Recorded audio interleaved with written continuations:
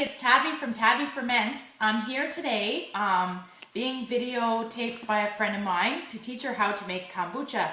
So the first step in the process is not usually this step, it's usually the last step. But I'm on the last step, which is really the first step, because when you make kombucha, you can't just do this on your own. You have to start off with some scobies. So I'm going to show you some scobies that are in here.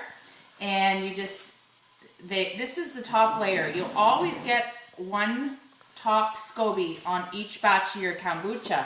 And then the original ones that you put in will be below. When I take them out, I kind of press them together so that they become one and they're just bigger and thicker and stronger. But you can definitely start one batch of kombucha with a thin SCOBY. It will work. So it's different consistency from the bottom to the top, so I just stir it up before I bottle it. Otherwise, it's okay to not stir it up, but your last bottle will be more murky, concentrated. So I have 4 bottles here. It should all go in the 4 bottles, but if not, actually I'm just going to pour myself a glass of it right away. And probably a glass for my videographer. She says yes, so I will put 2 glasses out for us, and then that way there we have our serving. Now, the way I do it is quite messy, but I don't know, I haven't figured out a way to do it with less mess.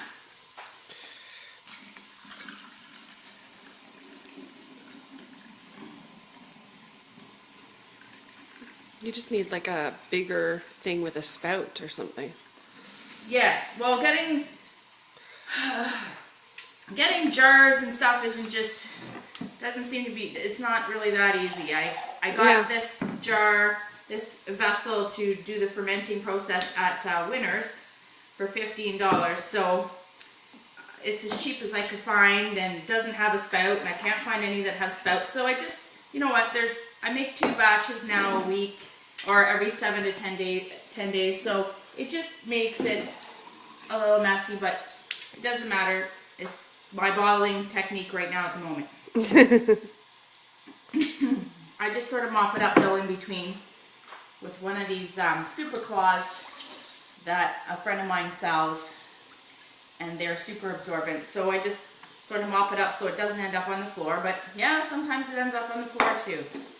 So, and sometimes I work at it, I just pour it, like I work at it in the sink, but right now I've got another batch that's brewing, and that's what I'll be talking to you guys about next, how you actually make the kombucha, because this is just bottling the finished product.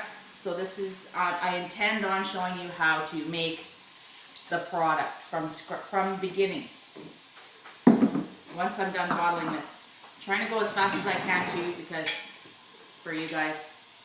Now my hands are also slippy, so I don't want to drop this, because that would be not good. I might take a little bit more care when I'm not being videotaped, because I'm not trying to go as fast, but I'll just...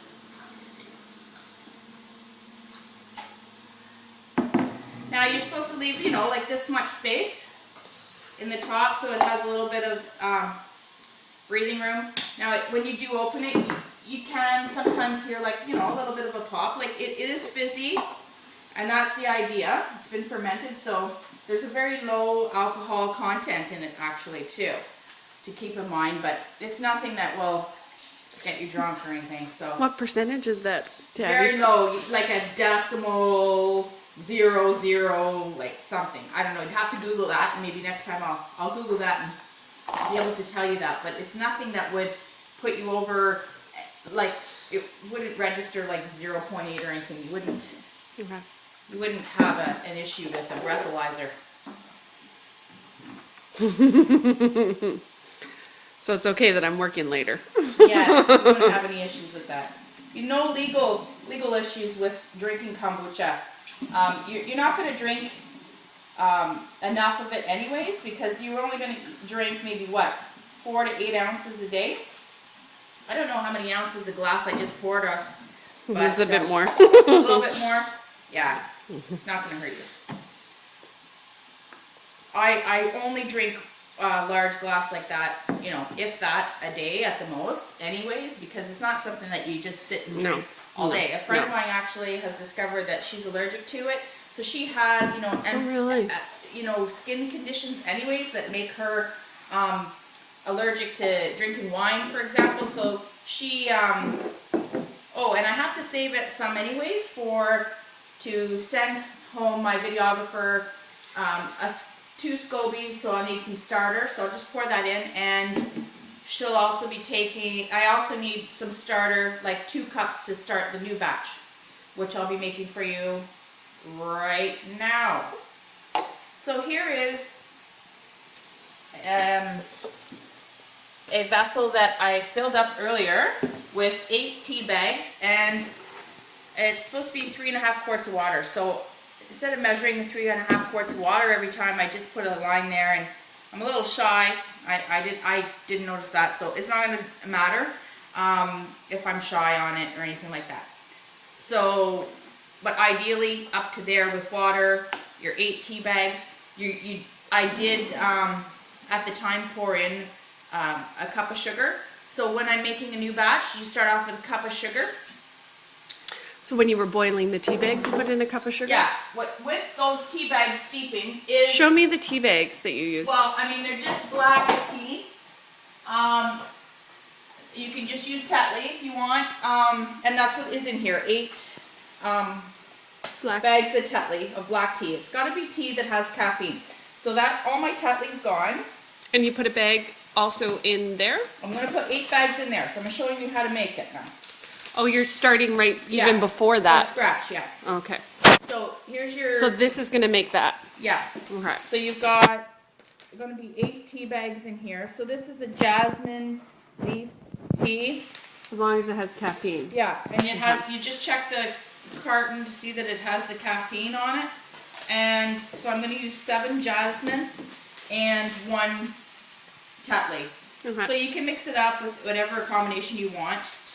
So you were asking about green tea. So yes, you can use green tea provided that it has caffeine in it.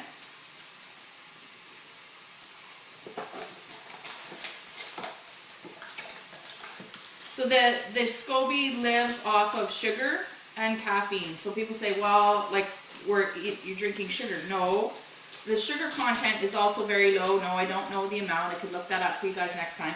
But it's very low. It's the SCOBY that's eating the sugar, not you. So I've got the 7 tea bags in there of the jasmine petal tea. And jasmine is so good. It's one of the ones that they say is the better ones to use, okay?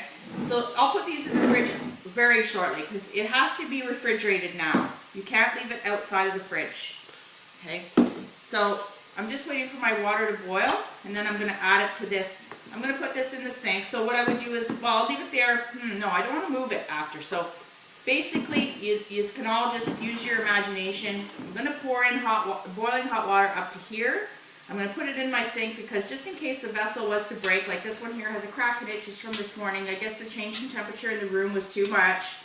And it was a little chilly in here this morning, and so it did crack. I'm going to try to preserve this and use it anyway because I like to live dangerously.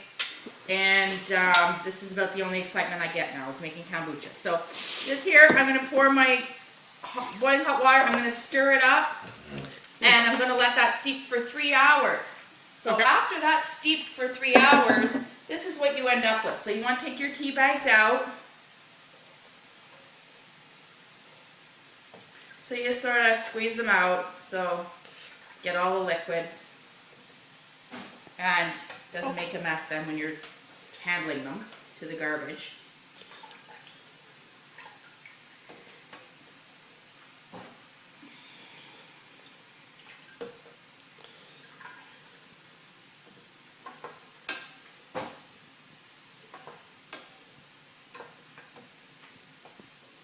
There's one down in there.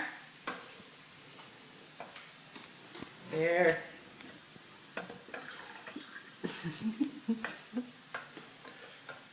So now I'm going to need 2 cups of the starter is what they recommend, although I have done it with 1. when I first started out, so it's not the end of the world if I only send my videographer home with one. Although I can pour it out of the bottles, same thing. Pour it right out of those bottles.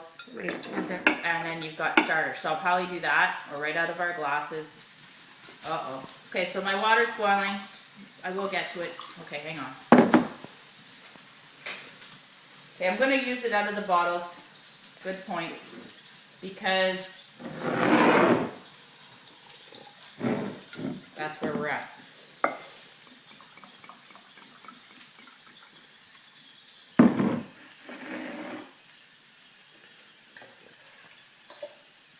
So you don't have to stir it or anything, but I'm here with the spoon, so what the heck. Now I don't know how many I have here. 1,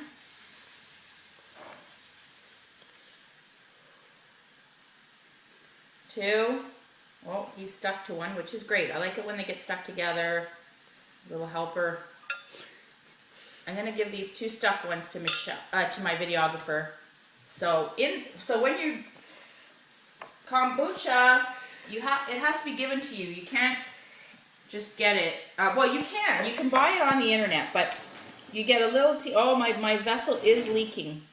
So from the crack. So, you know, ultimately this is not going to be a great situation, but right now I don't have another vessel that's as equally big. So I'll let it leak down until it's not leaking anymore. This will be a small batch of kombucha. Perhaps I'll just work with the one SCOBY that's in there instead of adding another. So I'll put that over there. Would you normally have 2? Well, I normally just split them up. So if I've got 6, I put 3 in each. Right. And so far, when I get around 3 in each, somebody comes and wants one anyway, so I give it away and then it's gone. So I'm just going to get a bag, put the SCOBY in to take away. How do you keep the SCOBY good? Well, you feed it. So you're going to feed it sugar. You're going to feed it your tea. And that's how you're going to keep it good. So how soon would I have to make a batch? Right away. Okay. So if I'm going to work, So after work tonight, I should make one.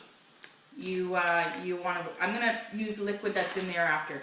Okay. And more if I need to. But Okay. yes, after work tonight, you're going to boil your tea. You're going to let it sit for 3 hours. Yeah. You're going to take your tea bags out. You're going to put sugar in with your tea. Yeah. You're going to take your tea bags out. And then you're going to put your SCOBY in with the starter that's going to be there. Yeah. And then you're going to do the rest of the process. Cover it up, put it under in a nice warm, dark place. And let it do its thing for 7 to 10 days. Okay. So now, this here, right now I would cover it with paper towel. Right. Which I'll do. And I'll So you only have 1 in there. Yeah, that's okay, because it's going to be small. It's going down on the level, so I'm okay with just having the 1 in there. So I'll put my paper towel on there and my elastic around. Now that's just to keep any critters out, like fruit flies and stuff. I haven't had any problems, so it works. Now, that is how you make kombucha. So it's totally done. Thanks for watching Tabi Ferments, and like the video, subscribe to my YouTube channel, Tabi Ferments. We'll see you next time. Bye.